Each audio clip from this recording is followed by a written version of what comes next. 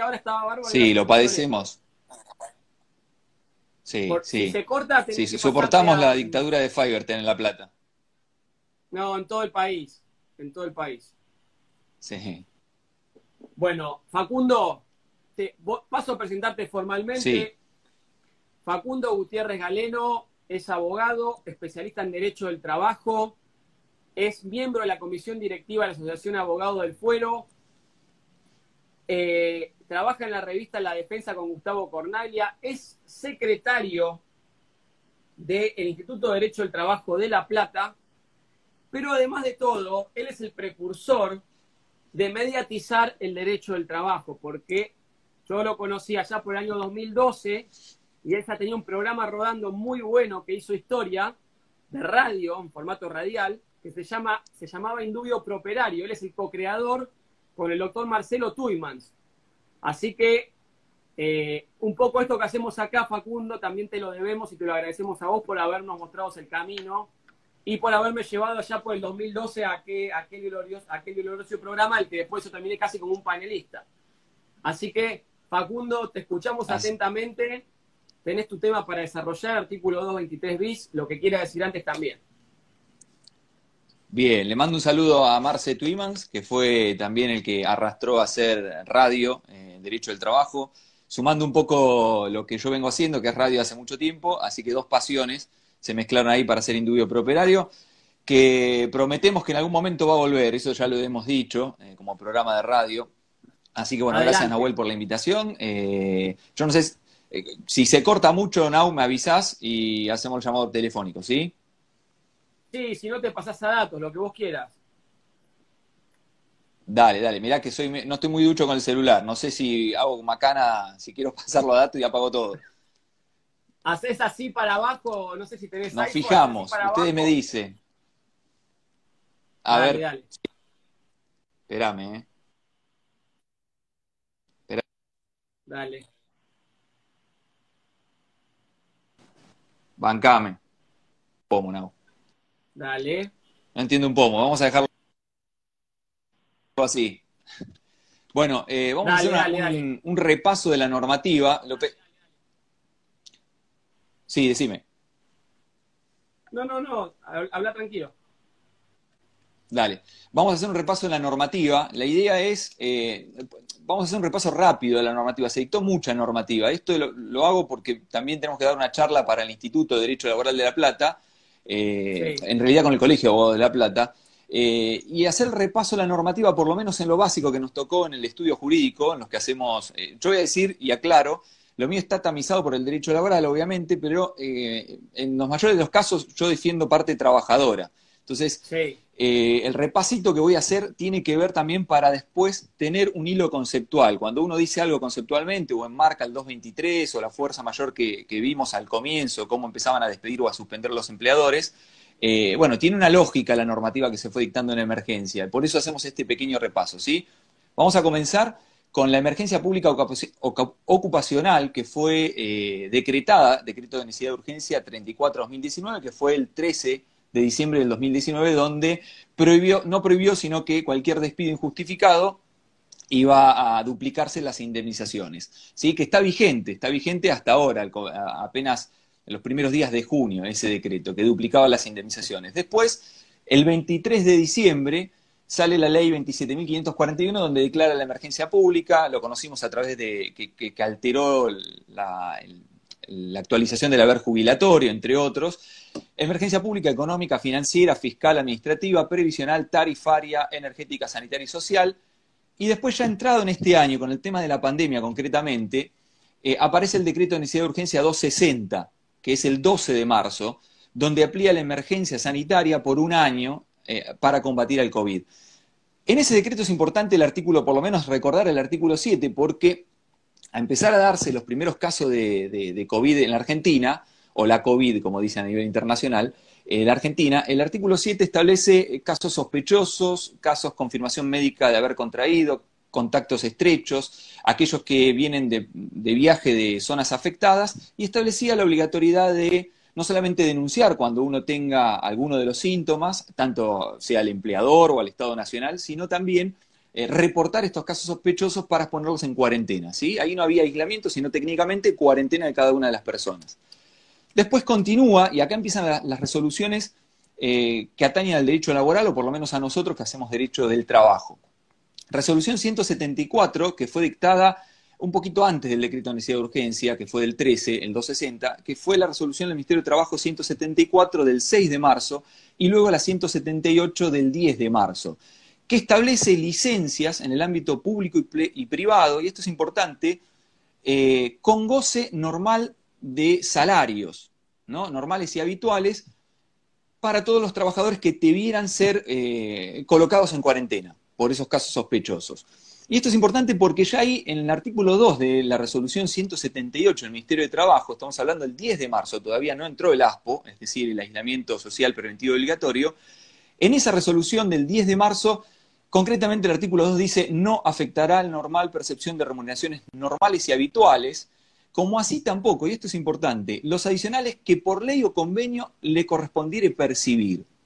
Los plazos de licencia que se tomen de estos trabajadores, claro, se consideran como servicio.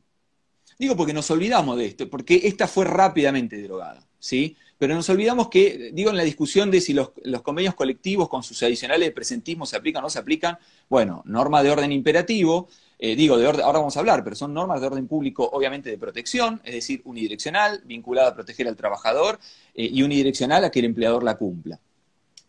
Luego decía, esta resolución 174 y 178 se modifica rápidamente, es derogada, unos días, 13 de marzo. Las anteriores dos eran del 6 de marzo, 10 de marzo, el 13 de marzo sale la resolución del Ministerio de Trabajo, Empleo y Seguridad Social 202, que establece las licencias pagas para trabajadores que deban hacer cuarentena por riesgo. Y nuevamente repite, goce íntegro de sus remuneraciones a todos aquellos casos que estén incorporados en el artículo 7 del decreto 260, que son los casos sospechosos, los que hay que hacer cuarentena, ¿no? Y aclara que cualquiera sea el vínculo jurídico laboral, está diciendo, hay que tutelar a todos, sin importar si hay una locación de servicios, sin importar los regímenes especiales, digo, ¿no? Casa particulares, construcción y demás. Muy interesante, Facundo, te corto un segundo ahí para hacerlo dinámico, porque está bien tu interpretación. Justamente me habían preguntado de un ministerio qué pasaba con las locaciones de servicios, casualmente, que son contratos laborales encubiertos. Seguí. Después decíamos, viene la resolución 207-2020, también del Ministerio de Trabajo, Empleo y Seguridad Social, del 16 de marzo. Fíjense la fecha, ¿no? Porque no sé si les ha pasado a todos, ¿no? Pero la semana antes del aislamiento y cuando nos agarra los abogados laboralistas el aislamiento, todos los días había resoluciones, era entrar todos los días al boletín oficial, porque además caían las consultas, y ahora vamos a hablar después más adelante de lo que nos fue pasando, ¿no? Los contextos de lo que va pasando. Resolución 207 del Ministerio amplía la licencia de trabajadores, aquí incorpora el artículo 1, también con goce íntegro de salarios, de remuneraciones, dice, incorpora los trabajadores mayores de 60 años, embarazadas, los que estén en grupo de riesgo que son definidos por la autoridad sanitaria, y los progenitores, ¿no? Los progenitores, porque recuerden que la suspensión de clases fue anterior al aislamiento, al ASPO, todavía no estamos en el aislamiento, estamos el 16 de marzo, el aislamiento fue decretado el 19, pero ya protegía a estos trabajadores, ¿no? Mayores de 60 años, y decía algo concreto que no podrá declararse como actividad esencial a las trabajadoras embarazadas, grupo de riesgos.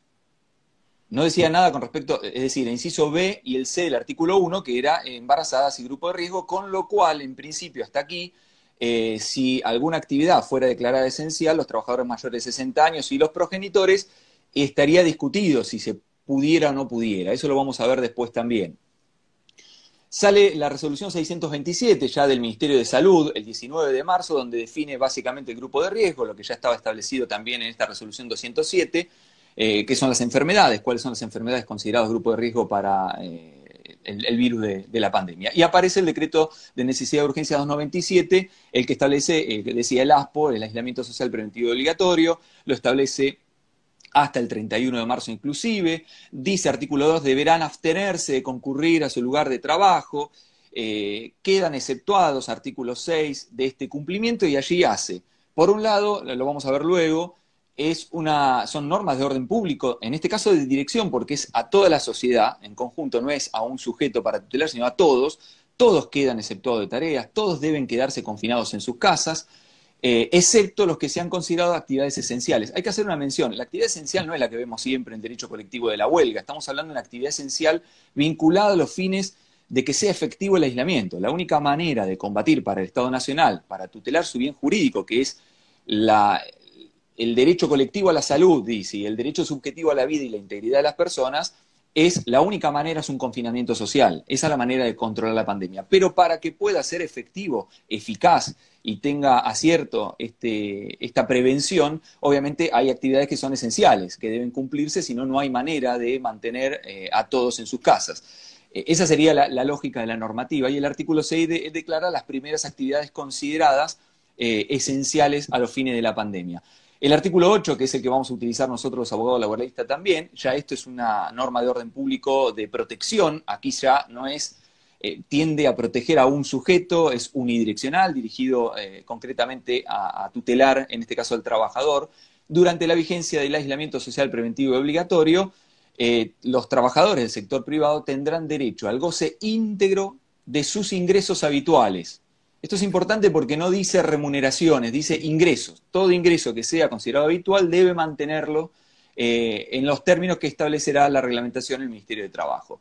Bueno, rápidamente, el Ministerio de Trabajo, resolución 219, reglamenta lo que es en materia del aislamiento social preventivo y obligatorio y establece la dispensa de tareas de los trabajadores con goce de haberes. Y aquí esta resolución luego se modifica y es la que genera, o por lo menos a mí, en la interpretación primigenia del 223 bis cuando aparece en el decreto de prohibición de despidos, a mí me hizo pensarlo de una manera, si se quiere, romántica, y estaba equivocado por cómo se fueron dando los hechos después con las autoridades administrativas y el Ministerio de Trabajo, donde en esta resolución 219 aclara que los trabajadores que deban cumplir el aislamiento, si pueden efectuar tareas desde su casa, bueno, harán teletrabajo y entonces allí su percepción será considerada remuneratoria. Y aquellos trabajadores que no pudieran realizar teletrabajo porque no están dadas las condiciones o porque efectivamente la actividad no la pueden llevar a cabo, bueno, el ingreso deberá ser considerado no remuneratorio. Esto yo me acuerdo que en las empresas apenas comenzó, estamos hablando ahí el 19 de marzo, las empresas consultaban cómo iban a liquidar el salario cuando llegó a fines de marzo, si lo liquidaban como no remunerativo, si lo liquidaban como remunerativo. Esta es la distinción que hizo la resolución 219. En el artículo 2, después declara que serán considerados personal esencial, todos aquellos que trabajen en actividades consideradas esenciales del artículo 6 del decreto 297, que es del aislamiento. Algo interesante para sumar. La continuidad de tales actividades en las circunstancias constituye, dice la resolución 219, esto se repite en la resolución 279, una exigencia excepcional de la economía nacional. Artículo 203 de la Ley de Contrato de Trabajo, que el 203, recordemos que manifiesta cuando se puede obligar a un trabajador a cumplir horas extras, cuando hubiera un hecho de fuerza mayor, un hecho excepcional, o en este caso, una excepción de economía nacional. Esto es importante después por las discusiones de si había fuerza mayor o no, si se puede suspender, antes de la prohibición de despidos, si se podía suspender por los términos de fuerza mayor o no. Ya acá la normativa está hablando que las personas que van a tener que cumplir actividad, que van a estar exceptuadas del aislamiento, lo hacen por una excepción de la economía nacional, es decir, una exigencia excepcional de la economía nacional, no por fuerza mayor, no utiliza la palabra fuerza mayor. Sigamos, artículo 4 de la misma resolución, habla de las modalidades del trabajo, es decir, el ius variandi se va a tolerar una modificación de las condiciones del trabajo a los fines de que sean razonables al cumplimiento obviamente, del aislamiento y de la actividad esencial, que sea razonable a ese fin. ¿Qué quiero decir con esto? Concretamente, de las pocas empresas que asesoré, una tuve que armarle el protocolo de seguridad, son de las poquitas empresas iniciales que en el municipio de La Plata, por autorización de la gobernación, permitió que pueda operar, a pesar de no estar incorporada en el listado de todas las disposiciones luego que sacó el jefe de gabinete, autorizando actividades. Y allí se daba la particularidad que para tratar de no colapsar el transporte público, o por lo menos alivianarlo, si se puede, tratar de que la empresa se haga cargo del transporte. Si no se puede, tratar de cambiar el ingreso para que no coincida que el ingreso de trabajo sea como el habitual, de 8 aquí a 17, de 8 a 16. La idea era no colapsar el sistema de transporte público, entonces, dos opciones, o se establece un horario posterior o un horario anterior a esa normativa. Y allí estamos modificando la ley de contrato de trabajo, le estamos alterando la jornada del trabajador, pero a los fines de cumplir con la normativa de prevención de la pandemia, es decir, a los fines de que no colapse el sistema de transporte público. Esa sería la razonabilidad. Por eso digo, el ius variandi no es que se pueda aplicar a mansalva para ver en esto de la crisis hago lo que quiero. Sigamos con el repaso de la normativa. Viene decisión, esto voy rápido, decisión 429, jefe de gabinete, donde incorpora más actividades. Luego la resolución 233 del Ministerio de Trabajo, que exceptúa, me quedé porque hay gritos por acá y no sé si era algo grave o no, exceptúa el aislamiento de los trabajadores de edificios. Después está el decreto de necesidad de urgencia 309, donde establece asignación de 3.000 pesos, aparece el 310 con el IFE, los créditos también a monotributistas, el 315, resolución 260. Esto los vamos a ir obviando, pero quiero ver, el repaso es mostrar la cantidad de normativa en esta idea de prevenir la pandemia y los efectos económicos y sociales que pueda generar la misma. Llegamos a la resolución 279, que es la que deroga la 219, que hacía esa distinción entre aquellos que podían hacer teletrabajo, es decir, que tenían carácter remunerativo y no remunerativo. Se deroga la 219 y ya en esa resolución no dice nada con respecto a esto de aquellos que puedan hacer, que estén aislados, que puedan hacer trabajo en sus casas o no. Y ya no hace la distinción entre salarios, la percepción de sumas remunerativas o no remunerativas. Repite más o menos la misma dinámica de la 219. Lo que sí dice, y hay que destacarlo de la 279, es el artículo 6, porque aquí aclara algo que vamos a hablar ahora desde el punto de vista conceptual. La abstención de concurrir al lugar de trabajo, y esto lo destaca, que implica la prohibición de hacerlo. Es decir, la abstención de concurrir al lugar de trabajo es una prohibición fijada por el Estado, salvo en los casos de excepción previsto, no constituye un día de descanso vacacional o festivo. Nos puede gustar o no, Nahuel, la norma, y esto se puede discutir si es razonable o no, como ataca el gobierno. La realidad es que la norma de orden público de protección, decíamos hoy, se puede cuestionar la validez de las resoluciones ministeriales si van en contra del decreto de necesidad de urgencia, y hasta se podría cuestionar la validez constitucional o no del decreto de necesidad de urgencia. Si uno se fija, es una norma en sentido material, claro está. Como está dictada, en principio uno, y esta es posición personal, no creo que tenga una invalidez constitucional la propia norma. Ahora, en esto en este artículo hay que retenerlo por dos cuestiones. Uno habla de la prohibición de hacerlo, está diciendo esto es trabajo prohibido, ¿sí? Que ya lo han dicho aquí en AFTE también, y el que primero tiró la piedra de esto, que dio el camino a todos, por lo menos yo lo escuché desde el primer momento, de la primera semana del aislamiento, fue Enrique Arias Gibert, que dijo, muchachos, no hay suspensión por fuerza mayor, no hay fuerza mayor porque hay prohibición del trabajo, objeto prohibido, artículo 40. Y además aclara otra norma este artículo 6, tampoco constituye un día de descanso ni vacacional, porque también vimos a los empleadores en las primeras semanas desesperados concediéndoles las vacaciones en formas adelantadas. Las vacaciones es para gozar, y estando aislado y confinado en tu casa, poco se puede gozar. Y después continuamos con el decreto que extiende el aislamiento y llegamos al 329, donde se prohíben las suspensiones y despidos tanto injustificados o por las causales de falta o disminución de trabajo o fuerza mayor, habilitando además el artículo 223 bis. Hasta ahí vamos. Dale. Te aclaro que están muy atentos. Continuamos ahora. Solamente en Instagram 86 personas. Tenemos más o menos 130 personas en línea escuchando. Y hay muchas preguntas, así que bien. Yo pensá que son 4:35. Yo te diría que hablemos hasta menos cuarto, 10 minutos más, y después tiremos ya preguntas y respuestas y casos prácticos. ¿Estás? Bien. Acelero. Solo me detengo en el decreto 329 que establece la previsión de despidos, eso fue el 31 de marzo, en los considerandos. Porque allí dice, el objeto de este decreto es salvaguardar el derecho colectivo a la salud pública y los derechos subjetivos esenciales a la vida e integridad física. Habla que la normativa está enmarcada dentro del 14 bis, proteger la protección específica al trabajo en sus diversas formas.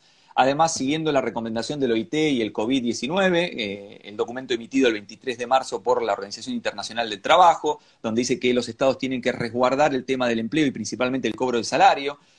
Cita el artículo 1733 de fuerza mayor, pero fíjense que lo cita, yo igual no estoy de acuerdo que exista fuerza mayor, pero dice que establece la posibilidad que la fuerza mayor no exima de consecuencias o pueda ser neutralizada sus efectos cuando una disposición legal así lo prevea. Está diciendo, miren, no van a poder ni siquiera invocar la fuerza mayor porque aquí hay una norma jurídica que dice que prevé otra cuestión. Entonces no se puede alegar la fuerza mayor, en principio daría a entender eso. Y el artículo 2 concretamente prohíbe los despidos, esto lo sabemos todos, el artículo 3 prohíbe las suspensiones, y después se establece en el artículo 4, esto hay que decirlo porque es muy novedoso, aquí está estableciendo una especie, por un lapso determinado, una estabilidad absoluta, la que conocemos como absoluta. Es decir, no pueden haber despidos, y si se cometieran esos despidos son nulos y debe cesar, con lo cual se debe reinstalar el trabajador. Claro que el trabajador tiene derecho, si lo despidieron, a exigir las indemnizaciones legales y no ir por la reinstalación si cree que la injuria no quiere estar más en el trabajo, porque tengamos en cuenta que en este aspecto esta norma es de orden público de protección, vuelvo a repetir esto, es unidireccional, solo dirigida a proteger al trabajador, no invocable por el empleador.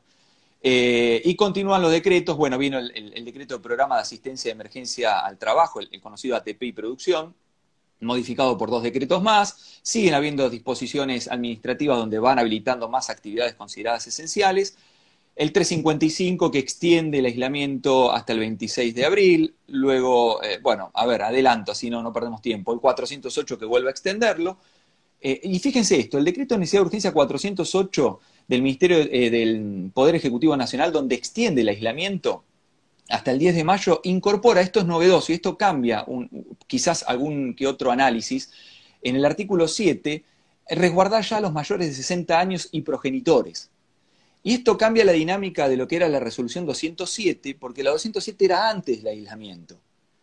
Y una vez generado el aislamiento, ya se podría llegar a discutir si un progenitor tiene derecho a hacer uso de su licencia cuando su actividad es considerada esencial para la prevención de la pandemia. Uno pone un ejemplo bruto, es decir, vamos a lo más grave. Un reconocido epidemiólogo se puede licenciar porque tiene un hijo o hay que buscar la manera. Bueno, pero aquí no queda dudas. Ya en el decreto de necesidad de urgencia 408, el 459 que extiende y el último que extendió ahora, si mal no recuerdo, creo que es el 480 y pico, no, el 496, el que acaba de extender los decretos. El 408 y el 459 ya son los que dicen que los mayores de 60 años tienen que resguardarse, sin importar si la actividad esencial, porque lo está diciendo en aislamiento cuando ya tenemos actividades esenciales. Lo mismo con los progenitores, ¿no? Y hay una discusión con los progenitores que muchos abogados, yo entiendo que los abogados que tienen que defender empresas tratan de buscar el pelo, pero muchos sostienen, y me ha pasado en los telegramas, de que el progenitor, la licencia es justificada, pero no tiene, en ningún lado dice que es con goce de haberes. Bueno, en el derecho laboral toda licencia justificada, en toda nuestra norma de ley de contrato de trabajo, es con goce de haberes. No hay una licencia justificada sin goce de haberes. Solo la reserva de puestos. Y aquí, exactamente. Y aquí me detengo, bueno, y después llegamos a la resolución del Ministerio de Trabajo y decía, en el 329 incorpora el conocido artículo 223. Nau, si te parece, hago un pantallazo, por lo menos conceptual. Este es el repaso de la norma. Sí, dale, que hay 5 minutos más. Dale. Es un repaso de la norma, pero para ver concretamente qué dice la norma. Una cosa lo que uno puede pensar y otra cosa lo que dijo la norma, o dice la norma, o habilita la norma. Como he dicho aquí, y como decía, creo que hay que discutir la normativa, ¿no? El decreto de necesidad de urgencia, el que establece el aislamiento, el 297, decíamos, orden público de protección, todo el mundo aislado o confinado, excepto las actividades esenciales, y establece una norma de orden público de protección, que como decía es para el trabajador, donde el goce íntegro de sus ingresos. Ahora, uno cuando dice, estas normas, lo que hacen, y esto decía, lo tiró Enrique Arejiber, es establecer un trabajo prohibido. Es claro que el trabajo está prohibido. Si uno lee la norma del artículo 40, porque a mí me pasó que escuchándolo a Enrique, uno va a leer la norma, el artículo 40, y dice, efectivamente, es trabajo prohibido, no hay ninguna duda de esto. Se considera trabajo prohibido o el objeto cuando las normas legales o reglamentarias hubieran vedado el empleo de determinadas personas o en determinadas tareas, épocas o condiciones. Más allá que después la resolución 279 del Ministerio de Trabajo dice, muchachos, esto es trabajo prohibido. Y aquí entramos, si el objeto del trabajo es prohibido, quiere decir que el Estado, ¿y cuál es el bien jurídico tutelado? Volvemos a lo mismo, la seguridad colectiva, la salud colectiva y la vida de las personas. Para cumplir eso, para que sea lo más efectivo posible, necesito que se prohíba el trabajo, es decir, la prestación laboral está prohibida por un determinado tiempo. Si está prohibida, no puede haber suspensiones de empleador. Es decir, el artículo que echaron manos la mayoría de los empleadores en las primeras semanas intentando suspender o despedir por fuerza mayor, no camina. No camina sencillamente porque no hay facultad del empleador a poder suspender o a poder despedir cuando la actividad, el objeto del contrato está prohibido. Y si lo hicieran, están violando un objeto prohibido. Entonces, habría una nulidad en ese caso parcial y no tendría efecto de razón de ser. Aún si no existiera el artículo 8 del decreto de necesidad de urgencia. Más allá que existe el artículo 8 del 297 que establece el goce íntegro de haberes, el trabajo es prohibido. Y si es prohibido, y si uno se fija el artículo 40 o se fija el artículo 42 de la Ley de Contrato de Trabajo, el contrato de objeto prohibido, dice el artículo de la Ley de Contrato de Trabajo 42, no afectará el derecho al trabajador a percibir las remuneraciones o indemnizaciones que se deriven de su extinción por tal causa. Es decir, la norma nos dice que si hubiera un trabajo prohibido, y si aún el trabajo prohibido fuera eterno, si se tiene que extinguir el contrato porque se prohibió esa actividad, el trabajador tiene derecho a cobrar las remuneraciones y tiene derecho a cobrar las indemnizaciones del 245, no del 247. Y esta norma generalmente nunca la aplicamos. Ahora en la pandemia la desempolvamos y empezamos a ver la potencia que tiene de un trabajo prohibido. Entonces, si hay trabajo prohibido, aún no hubiera estado el artículo 8, que sigue estando vigente, del DNU 297, que garantiza el goce íntegro de haberes mientras tenga que quedarse confinado en su casa el trabajador. Aún así, con el artículo 40 y 42 de la Ley de Contrato de Trabajo, el trabajador debiera gozar de esas remuneraciones. Pero tenemos el artículo 8 del decreto de necesidad de urgencia. Algo que nos pasó como abogados, y es que nos pasó en la primera semana, ¿no? Antes que venga la prohibición de despidos, empezaron a despedir a mansalvas porque empieza el temor, el riesgo. Uno sabe que esto arranca y no sabe dónde termina. Nos pasa a nosotros como abogados laboralistas. Y esto lo que nos ocurre es, bueno, ¿cómo atacamos esos despidos? Bueno, echamos mano al artículo 12 del Código Civil y Comercial, al artículo 14 de nuestra Ley de Contrato de Trabajo, fraude a la ley. Esto lo explica muy bien Enrique Argibert. También insiste que la redacción del artículo 12 del Código Civil y Comercial nuestro es mejor, por lo menos es más claro que el artículo 14 de nuestra Ley de Contrato de Trabajo, que es aquel que se ampara en un texto legal para evadir la aplicación de una norma de orden público imperativo, entonces está cometiendo fraude a la ley. El fraude a la ley está íntimamente vinculado al orden público, a la utilidad pública y en este caso al orden público de protección laboral.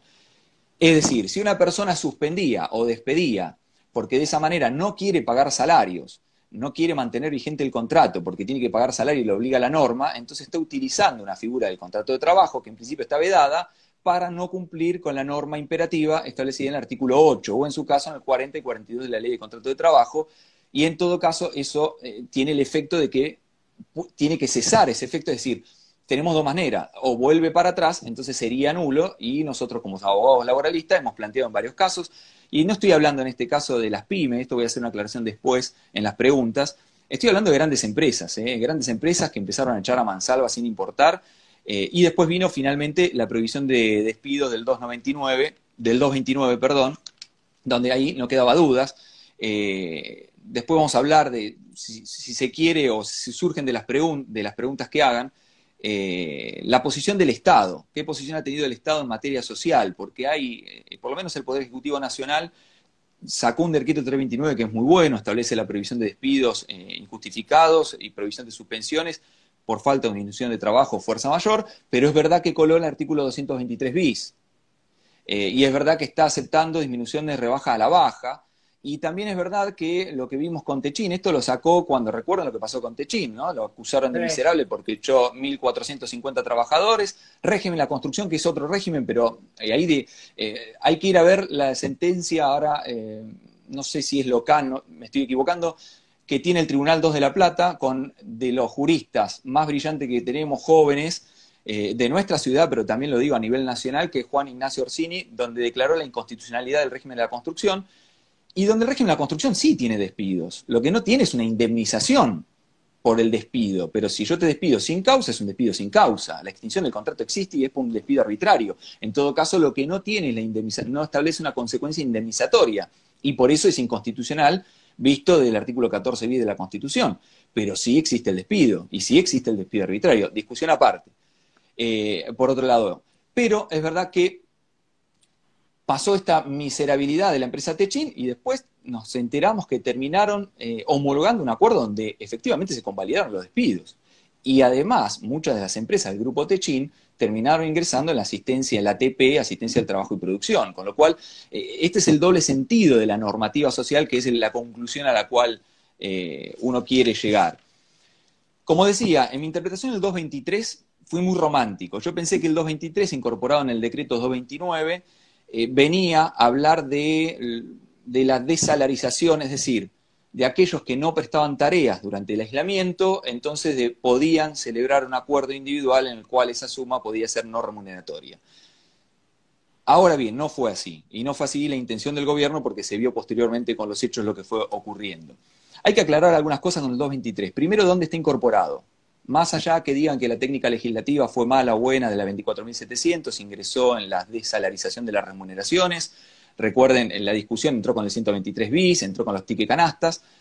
Más allá de eso está en el capítulo de suspensiones por causas económicas. Entonces, lo que hace el decreto 229 es una contradictio in terminis, o sea, hay una contradicción fragante. Se prohíben las suspensiones por falta de disminución de trabajo, fuerza mayor, y se habilita en el artículo 223, que justamente es un acuerdo colectivo o individual para pactar sumas no remuneratorias en una suspensión que tenga como causa falta o disminución de trabajo, fuerza mayor. Entonces, si tenemos un artículo 2, un artículo 3 que prohíbe la suspensión, el artículo 3 principalmente el decreto 329, ¿cómo puede ser, prohíbe la suspensión por causales de falta o disminución de trabajo, fuerza mayor? ¿Cómo puede ser que se habilite un acuerdo con esas causales? Bueno, efectivamente, allí el gobierno está haciendo, y hay que decirlo, las autoridades están abriendo una válvula de escape. Están abriendo una válvula de escape no jurídica. Digamos, el 223 no tiene razón de ser, porque si hay trabajo prohibido durante el aislamiento, preventivo y obligatorio, justamente todas las suspensiones de ese capítulo económicas, entre ellas el 223, no puede operar. Sí, Nau, me ibas a decir algo. No, que ya vayamos cerrando ahí y te hacemos algunas preguntas que hicieron del público. Una, ¿tenés idea del límite de edad hasta que los padres pueden alegar de los hijos para cuidarlos? Viste que hablan de un Y en principio sería, por lo que dice... edad escolar, pensaría yo, pues no sé si hay alguna norma que lo reguló eso. También los también si tenés qué sé yo, adultos mayores discapacitados o que tengan, también puede ser, porque la norma lo que tutela es la resolución 108 del Ministerio de Educación, es que se suspenden todas las actividades, se suspenden tanto las escolares, los jardines maternales, las escolares, los secundarios, digamos, las escuelas, los colegios, pero también todo instituto en el cual estén chicos, por ejemplo, discapacitados que tengan que asistir, también se suspenden esas actividades, con lo cual ahí también, bien, si es un progenitor y uno está a cargo de esa persona, también opera. Termino con esto, Nau, en materia del 223. Digo, ahí hay que ser honesto, sincero, y hay que decir tal cual lo que está pasando. La autoridad administrativa está haciendo cualquier cosa, y después lo abrimos a las preguntas, porque además habilitó encima con la resolución 396 al procedimiento del artículo 223. Establece cuestiones, por ejemplo, como que la empresa puede presentar una idea con el detalle salarial y si está dentro del acuerdo marco del 75%, si el corre traslado del sindicato, si el sindicato no responde, se entiende aceptado. Además habilita a negociar a la baja, porque fíjense que creo que en el artículo 3 o 4 de esa resolución establece que aún no llegando al marco del 75% del acuerdo marco CGT-UIA, habilitaría a negociar, con lo cual se habilitaría a la baja. Quiero terminar con algo que es, y ahora vamos a hablar del 223 con las preguntas si surgen, ¿no? El 223 cada uno, yo lo he escuchado, interpreta lo que quiere. Digamos, están inventando un artículo que no está, le inventan la función que quieren para lo que quieren. Es bastante irresponsable decir que el 223 es legal, no es legal, claramente está en contradicción con la normativa, estaría suspendido, estaría vedado el empleador, pero además no tiene lógica cómo se lo quiere aplicar. El 223, si uno se fija en el marco de acuerdo CGT-UIA, establece que es solo a los fines de los que están en principio aislados. Pero si están aislados de trabajo prohibido, no tendría normativa. Otros juristas han tratado de dar una interpretación armónica y dicen, no, estos serían los que están trabajando. Y después están juristas que, más allá de la anormalidad en la que estamos viviendo, que sostienen que el 223, con cuestiones incoherentes, si el 223 se aplica dentro de los plazos de suspensiones de 30 a 75 días, en tanto por falta de disminución de trabajo o fuerza mayor, si se aplica ahí, entonces ahí tiene lógica que el 223 pueda tener recorte salarial, porque en principio el empleador en actividad normal, si hubiera una falta de disminución de trabajo, podría invocar no pagar salarios y en su caso negociar con el trabajador algún que otro aporte en carácter no remunerativo. Ahora bien, pasados esos plazos, no puede ningún empleador invocar el 223 en adelante bajando salarios. La única manera de pactarlo sería abonándole el 100% de los ingresos. Y me quiero detener con esto que tiene que ver con la fuerza mayor.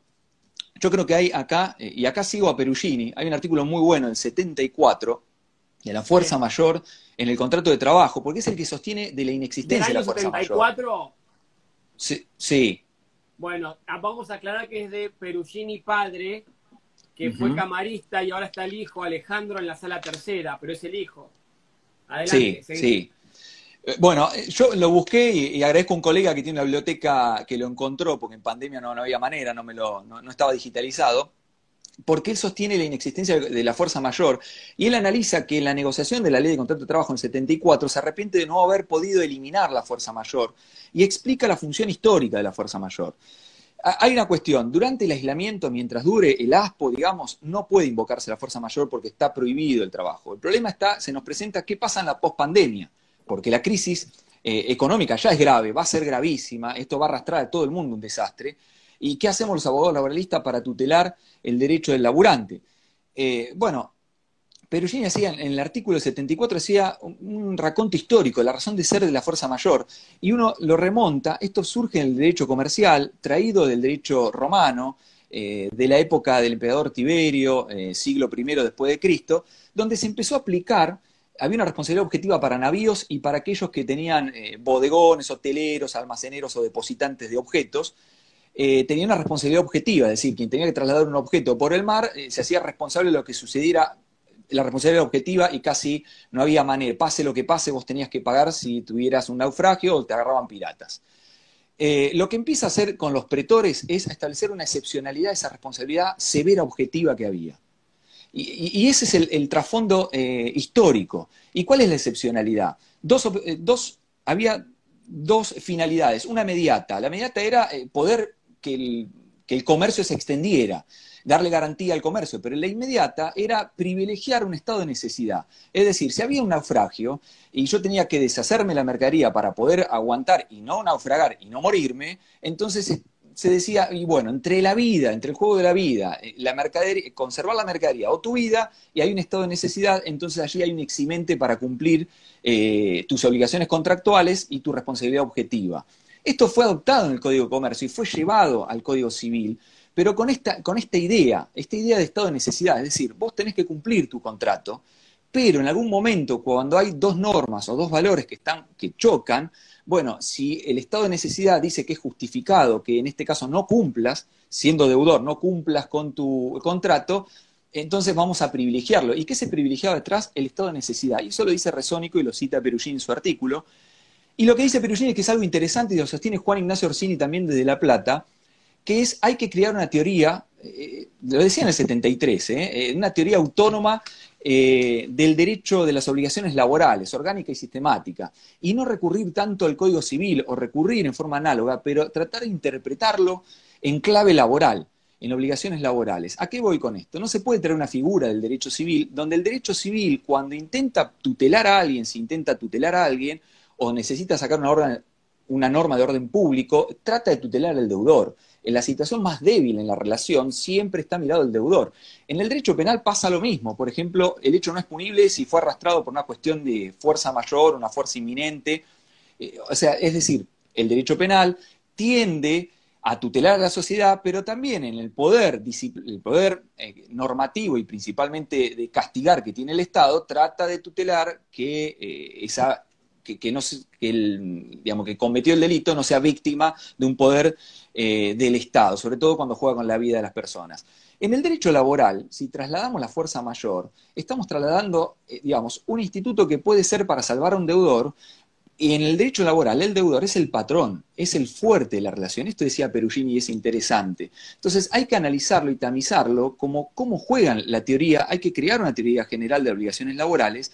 Y en el derecho laboral, el carácter alimentario del salario hace a la vida del trabajador. Más allá de los fallos de la Corte, ATE con municipalidad, no es con municipalidad, pero es contra la municipalidad de Salta, sobre la inconstitucionalidad ya de las rebajas salariales decretadas en el 2003, un fallo de la Corte de 2013, habla del derecho humano, no solamente al trabajo, y cuando se habla del derecho humano al trabajo es porque del trabajo el trabajador obtiene su salario que le permite participar en la vida y ni más ni menos vivir.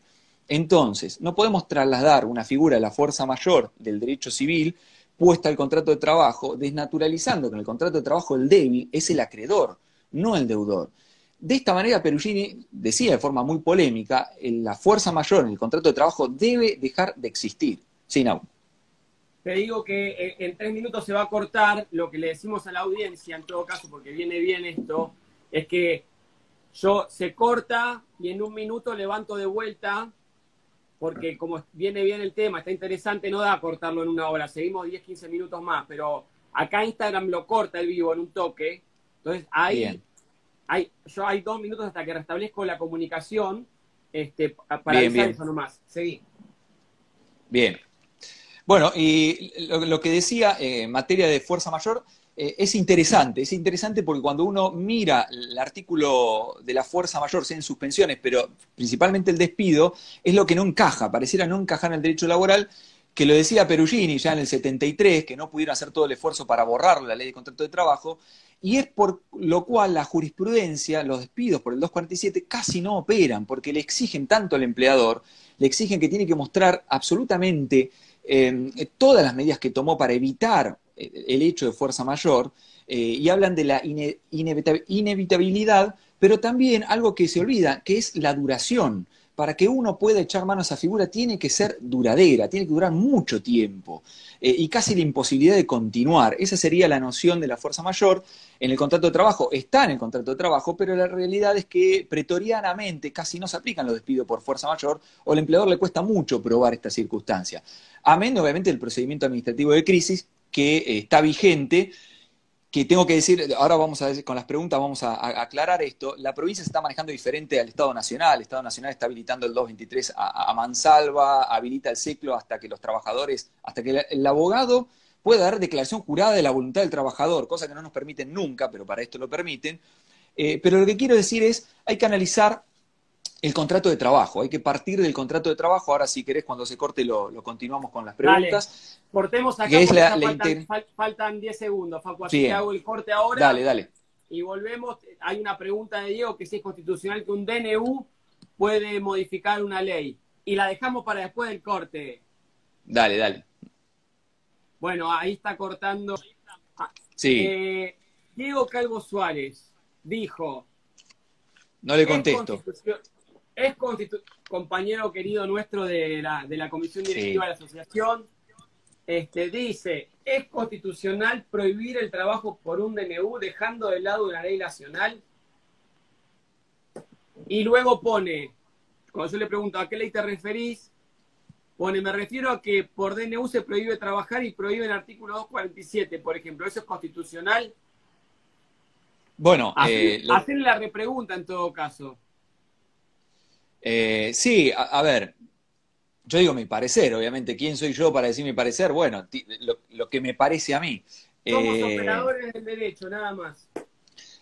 A mí me parece que sí, que en este caso es constitucional, como decía, por varias razones. Primero, por el hecho de la pandemia en sí.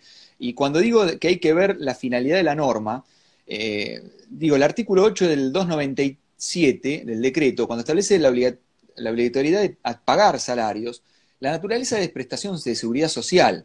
¿Y por qué de seguridad social? Porque lo que busca el Estado es resguardar a los trabajadores pero no porque que no estaría mal igual, ¿no? Digo, tratar de proteger al más vulnerable.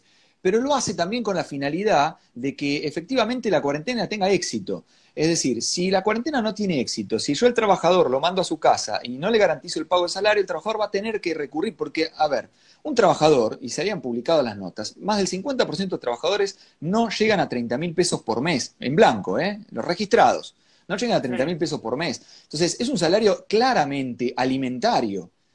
No de vida digna, alimentario. Entonces, si yo obligo a suspender las prestaciones, a confinar como forma preventiva a todo el mundo a su casa y le digo al trabajador, mire, usted hágase cargo de usted mismo, cuando lo que gana es para alimentarse mes a mes y no hay casi resto, no hay acumulación, entonces ahí tenemos un problema, porque el trabajador lo obligamos a salir de su casa, va a tener que violar la cuarentena porque tiene que alimentarse y tiene que vivir. Nos pasa a los abogados laboralistas también. ¿Cómo le va a pasar a un trabajador en relación de dependencia en el ámbito privado que no llega a 30.000 pesos por mes? Bueno, la lógica de la prevención es combatir la pandemia.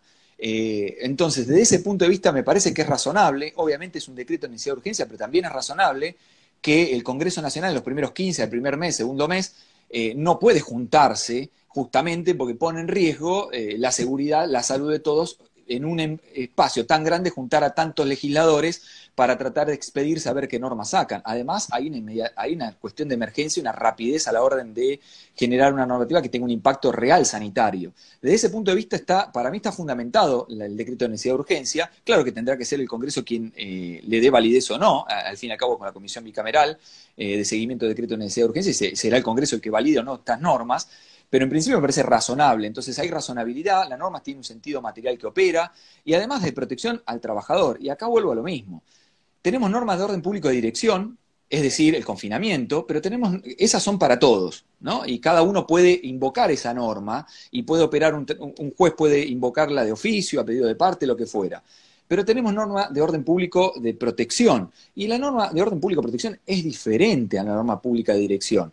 La norma de orden público de dirección, perdón, de protección, está dirigida justamente a tutelar a un trabajador, a alguien, en este caso a los trabajadores, y es unidireccional, tiende a proteger al trabajador y solo es invocable por el trabajador, no por el empleador. Entonces, que un empleador sostenga que es inconstitucional el decreto porque afecta su derecho, no sé, a ejercer industria lícita, o no sé, a suspender la ley de contrato de trabajo, no tiene sentido, porque la ley de contrato de trabajo en principio debiera tutelar al trabajador y no al empleador. El derecho laboral, y esto es lo que a veces uno dice, más allá de lo que nos parezca justo o no, porque lo justo tiene que ver con los lugares que ocupamos, los lugares que uno ocupa desde el punto de vista, las posiciones sociales que ocupa en la sociedad, tiene que ver qué va formando como justo o no justo, pero la normativa laboral tiende a proteger al trabajador y es unidireccional, no puede invocar el empleador, salvo en los deberes, obviamente, en lo que es el contrato, la organización del trabajo, ciertos deberes, ciertas facultades que tiene el empleador y la mayor de todos los poderes exorbitantes dados por el legislador al empleador para que pueda crear normas con lo que es el orden de dirección, el poder de dirección y demás. Pero desde ese punto de vista me parece que es razonable, la norma es constitucional y no está mal porque viene a cumplir el fin al cual fue sometido, no es irrazonable, digamos, hay que garantizar los salarios para que las personas se puedan quedar en sus casas y tratar de evitar la propagación de la pandemia. Facundo, toma agua que te hago otra pregunta.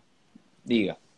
Así tomas un poco de aire. Mirá qué interesante el planteo de Walter Preto, que dice, hay muchas empresas grandes que con el tema del teletrabajo se están ahorrando el pago de internet, teléfono y luz al no hacer el reintegro de los mismos. Se están olvidando el artículo 76 de la Ley de Contrato de Trabajo, que dice, reintegro de gastos y resarcimiento de daños. El empleador deberá reintegrar al trabajador los gastos sufridos por este para el cumplimiento adecuado del trabajo y resarcir los daños sufridos en sus bienes por el hecho de en ocasión del mismo. ¿Qué te parece? Me parece perfecto. No, y que es así, hay un gran problema con el teletrabajo. ¿Viste Igual la han nueva salido. ley del teletrabajo? Hay una nueva, un proyecto Vi varios. Es que hay varios, tenés razón. Sí, por arriba, algunos en general teletrabajo y algunas que otras protecciones elementales que se aplique la ley de contrato de trabajo en cuanto a jornada y demás. Creo que el teletrabajo no es la panacea y lo sabes muy bien, Nahuel, has hablado con la gente de sindicato de informática, o sea, cuando uno lo ve, el teletrabajo en las actividades que realmente es rentable, que de donde opera, después en el resto no, el teletrabajo no es nada nuevo, es el trabajo a domicilio del comienzo del capitalismo, digamos. Para evadir la normativa de aplicación se daba trabajo a domicilio, a destajo, y entonces se hacía obligado a laburar a toda la familia en su casa. Bueno, el teletrabajo, cuando uno se mira en los informáticos, por ejemplo, que puede ser rentable para la actividad del teletrabajo, es un desastre. Es un desastre. Es un desastre porque los obligan a hacer las guardias o a estar pendiente del celular, suena una alarma, se tienen que conectar, tienen 5 minutos y no son sancionados, se extiende mucho más allá. Estamos viendo, todos los que estamos en nuestras casas, laburando en la profesión de nuestras casas, se complica mucho.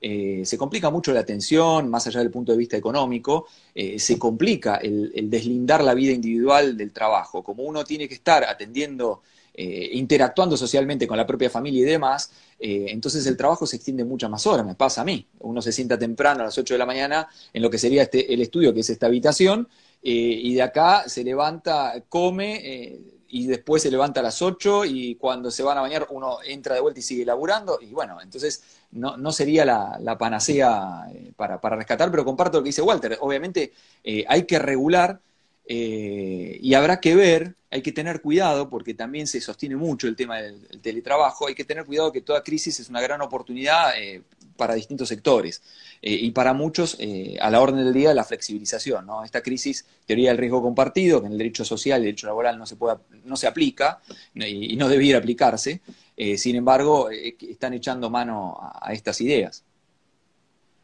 Bueno, Facundo, clarísimo, la verdad. Muchísimas gracias, has sido muy técnico, has demostrado que tenemos grandes valores dentro de la Asociación de Abogados del Fuero, sos un referente en La Plata para todos nosotros. Una aclaración más, muy interesante la resolución 2120 de la SRT sobre teletrabajo, que dice que como es una situación de urgencia, todo lo regulado en la 1522 del 2012, como la silla ergonómica, el matafuego, bla, bla, bla, no corre, así que no se puede exigir. No mucho más. Sí, déjame decir... ¿Querés cerrar con algo? Cerrar con lo que sí, quieras, todo tuyo. Dos cosas. 223 vuelvo con lo mismo, ¿no? 223 porque ahora como abogado laboralista uno lo vio lo que viene peleando, ¿no? Pero digo, lo que va a venir post pandemia, post ASPO, post aislamiento, ¿qué nos va a venir a los abogados laboralistas? Bueno, nos van a venir la catarata de despido por fuerza mayor, que habrá que pelearla. Y le digo en este sentido, que tiene la razón de ser en nuestro derecho laboral. Nuestro derecho laboral surge a partir de tomar la teoría del riesgo creado a fin del siglo XIX, comienzo del siglo XX, de los contractualistas belgas y franceses, y tutelar el primer principio de indemnidad que le da nacimiento a nuestra disciplina como tal. Y derivado del principio de indemnidad, luego fue principio propio, que ganó su autonomía, viene la genialidad del riesgo empresario. Entonces hay que tener cuidado con esto de la fuerza mayor, como así no encaja, está reñido con la idea del derecho, del contrato de trabajo, lo mismo todas estas teorías del riesgo compartido. Yo entiendo que la crisis va a golpear a todo el mundo, pero no es al trabajador al que se le tiene que pedir que cambie sus normas. Y el 223 es claramente atacable por muchas razones. Primero, porque la CGT y UIA no tienen la representatividad que dicen tener. Segundo, porque el contrato individual de trabajo, y aquí hay que hablar de integración contractual, estamos hablando de contrato de trabajo individual o el negocio jurídico laboral, como lo llama Enrique Aregibert, se integra con normas en las que yo puedo pactar con el propio pacto de voluntad, usos y costumbres, pero también las normas imperativas. Y el sindicato no puede negociar intereses que son individuales, en todo caso serán plurindividuales, como es el contrato individual de trabajo y mi salario. Y en mi salario, digo el trabajador, y el salario por ganar es un derecho en expectativa y es el derecho de propiedad. Artículo 14 de la Constitución Nacional es el derecho de propiedad social y el derecho de propiedad del trabajador. Entonces hay que tener cuidado esto de que me parece justo o injusto, porque un trabajador no anda haciéndole planteos a los patrones, sean grandes o sean chicos. Ojo, porque las pymes están jodidas, pero en todo caso pidamos al Estado que intervenga más fuerte con ese sector y no que intervenga casi por igual con las grandes empresas y con las chicas. Pero ojo con decir hay que salvar a las pymes, porque ya están pidiendo flexibilización para pymes. Y entonces acá me lleva a la pregunta, o por lo menos a la inquietud, y que tiene que ver con nuestra razón social, la razón de ser el derecho laboral, el derecho social en general, que es la seguridad social, los principios de solidaridad que uno olvida, ¿no? Y lo que es el principio de justicia social que nos tiene que regir. Sencillamente es el que más tiene, más aporta, a un momento de crisis, el que más tiene, más aporta, y el más vulnerable, el que más necesita, más recibe. Entonces no podemos cargar en que el trabajador tenga que bajar su salario para poder subsistir cuando el Estado está pagando la mitad de los salarios. Es injustificable. Y jurídicamente no tiene ni representación colectiva, no es un interés colectivo, es un interés individual. Tampoco el sindicato puede representar interés individual, no está dado mandato por el trabajador. Y así todo, tenemos normas, principio de irrenunciabilidad, artículo 12, desde el 7 hasta el 13 de la Ley de Contrato de Trabajo le pegamos una lectura, no puede surgir caminar nada. El artículo 7 de la 14250 prohíbe a los gremios salir a negociar a la baja, no tienen facultad, no pueden arrogarse una representatividad para negociar a menos, porque solo están dadas su representatividad colectiva para negociar a más. Amén de después, si esto del ciclo, esta vergüenza que está haciendo el ciclo, de que los abogados manifiesten declaración jurada la firma del trabajador y demás, ahí también hay un vicio de consentimiento. El laburante está jodido, no quiere perder su laburo, es lo único que tiene, lo único que le puede permitir comer y vivir, y es el derecho al salario. Por eso, en esto le decía del principio de seguridad social, en todo caso, los que están preocupados por los comercios, que es legítima la preocupación de los que hacen derecho laboral, quizás defendiendo a patrones, deberán exigirle al Estado que sea más coherente con su normativa, pero no en detrimento del sector más vulnerable, ¿no? Que es el trabajador. Se le está queriendo tocar el 25% del salario a un tipo que apenas llega a poder alimentarse, cuando no debiera ser así. Si uno se fija en las normas del gobierno, 850.000 millones de pesos es el costo fiscal de la normativa destinada a tutelar todo este problema, ¿no? A nivel social. 70.000 millones de pesos es lo que se paga de salarios. Bueno, uno deberá exigirle al Estado que está bien que el Estado se haga cargo, sí, pero ojo porque el Estado cuando recauda impuestos, la mayoría de esos impuestos son al consumo. Y entonces cuando tenemos contribuciones de seguridad social y cuando laburantes que contribuyen y tenemos el IVA como de los más importantes a la hora de recaudar, todos los trabajadores también están solventando la ayuda del Estado. Y el Estado está tirando ayuda a todo el mundo. Y me parece que ahí es donde debieran apuntar los colegas que tienen esa legítima preocupación de qué va a hacer el pequeño comercio si no tiene ingreso, no hay manera de sostener la fuente laboral. Pero al laburante, digamos, ir con lo menos del laburante, como decía, derecho de propiedad del laburante, porque yo no veo al laburante exigiéndole al empleador por qué no vende su auto, por qué no deja el country y su casa de barrio cerrado, se reduce a un 2 ambientes y trata de mantener la fuente laboral. Sería irrazonable que pida eso el trabajador al empleador. Bueno, es irrazonable dentro de las normas por el derecho de propiedad propia de lo que gana el empleador. Bueno, lo mismo para el trabajador. Su salario es el derecho de propiedad actual y en expectativa. Entonces, pedirle al trabajador que se sacrifique él en aras de esta crisis no es lo más justo desde el punto de vista social, que además es lo que tiende nuestro derecho social en la Constitución. Impecable, gracias Facundo, no solo desde lo técnico, sino también por introducirnos estos desafíos en la forma de pensar y de plantear las cosas, que son interesantes, ¿no? Inclusive en una audiencia artículo 80 LO o en una 25.11.653, los abogados que estemos en ese caso defendiendo a trabajadores, podamos utilizar. Está muy bueno, te queremos agradecer, como decía antes, ahora sí para hacer un cierre, estamos muy contentos de que estés con nosotros en la Asociación de Abogados del Fuero. Para los que se sumaron más tarde, el doctor Facundo Gutiérrez Galeno, secretario del Instituto de Derecho del Trabajo de La Plata, periodista, abogado especialista en Derecho del Trabajo. Un gusto y un honor, Facu, querido amigo, nos conocimos hace 9 años más o menos, cuando me invitaste ¿cómo se llama? A tu programa. Y bueno, y ahora estamos acá. Así que te saludo, hago un cierre ahora y